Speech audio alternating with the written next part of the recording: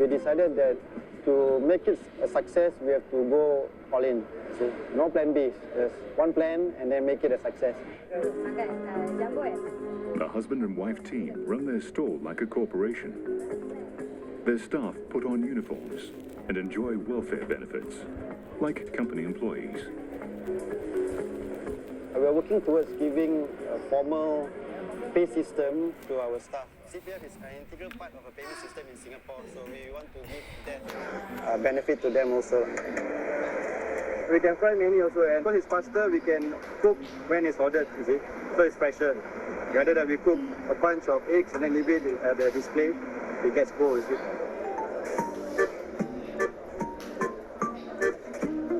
With limitations in time, space, and manpower, they have turned to innovation for help. Like their trusty egg griddle and pressure cooker.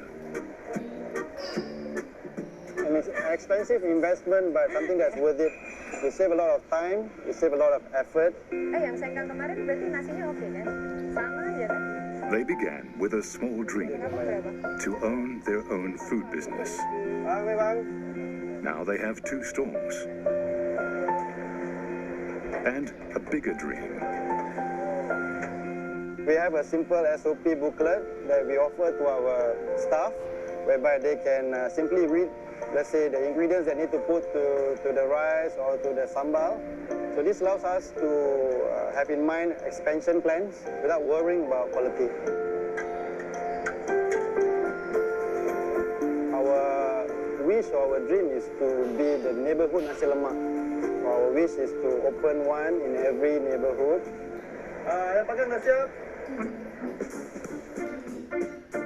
Streamlining processes is a step towards their ambition.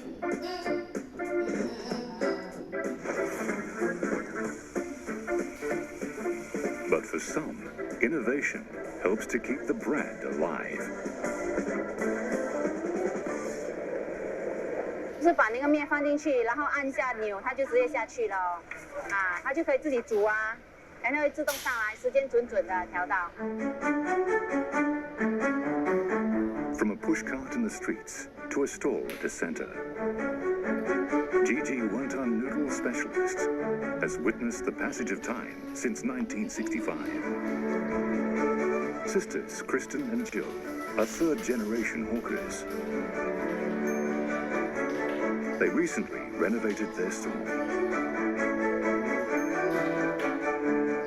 煮面机是自动的，炸鸡也是自动，时间调的准。今年我才activate 我的收音机，不会有差错咯 ，consistent and accurate 啦，这样我的手不会痛啊。因为你煮面的时候，你的手会痛呢，你要只用手，所以会痛。3包5块半，连11包是10块半。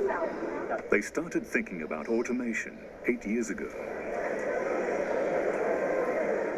一直在实验，有给人家笑，给人家讲的，真的，人家会，因为老一辈不接受那些新的科技，他说，哎，会不会没有那种味道，手势的味道出来？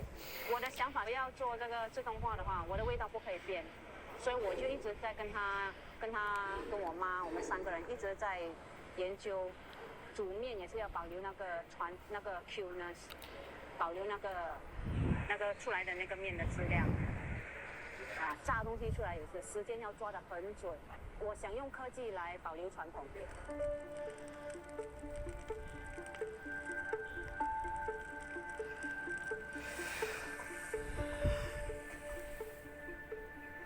One of the reasons that we are worried about the future of hawker food is because we don't see younger people coming into the trade and coming into the profession, and that's partly because they're looking at it as a business venture, like am I going to be able to make a living doing this? And the answer is no, right?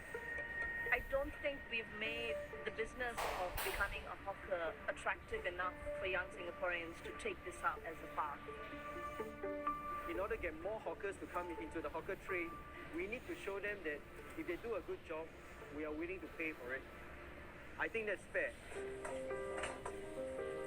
The Singapore government guns for worldwide recognition of hawker culture, just as a new generation stakes its future to preserve a tradition and infuse new ideas into old ways.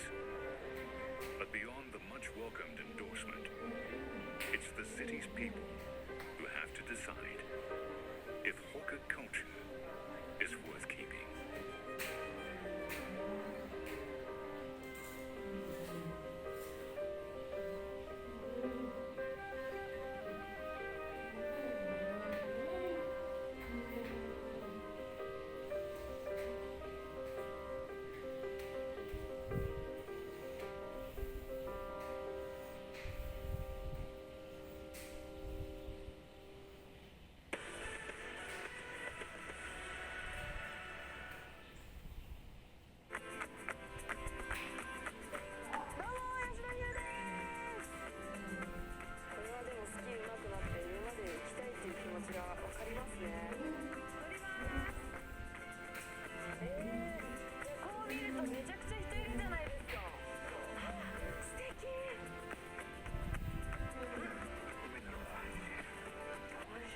Japan Hour, Saturday on CNA.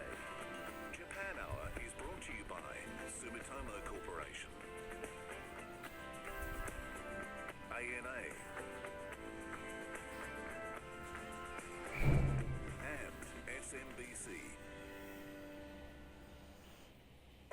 New offices, new landscaping, new entertainment systems.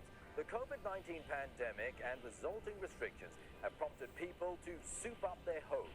And that includes parents snapping up a raft of new toys for kids who have less time in the parks and limited playmates.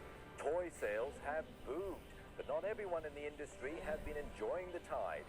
Get the story on your next Asia First.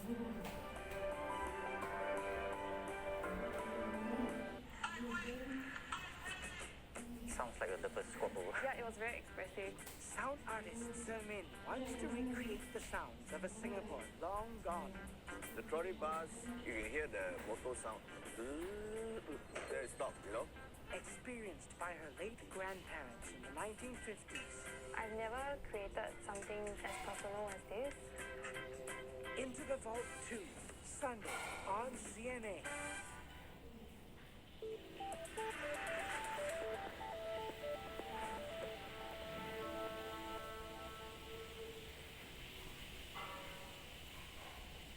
This is Singapore Tonight. Hello everyone, I'm Jill Newbronner. Here are the top stories tonight. Singapore companies and firms pilot the use of digital health passports to verify travellers' COVID-19 test results. It is to help with the resumption of travel. Starting this weekend, more checks on F&B outlets. It is to ensure compliance with COVID-19 safety measures over the festive period. A new study here shows no evidence of COVID-19 transmission from mother to child. The baby has COVID-19 antibodies. Demand for Indonesian domestic workers expected to drop by as much as 40%.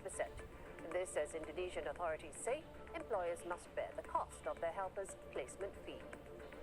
6 people honoured at this year's President's Science and Technology Awards. It is for their efforts in making Singapore a world-class hub for science and technology.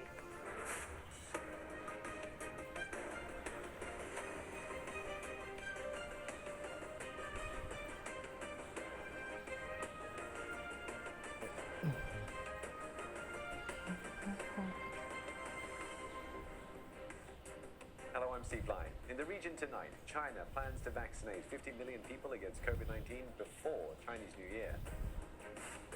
And anyone entering and leaving Jakarta on public transport now has to show a negative rapid antigen test. I'm Elizabeth Neo with your Asia Business Update. About half the training roles under the SG United Skills Program snapped up. Plus, cabbies could get more financial aid over the next 6 months.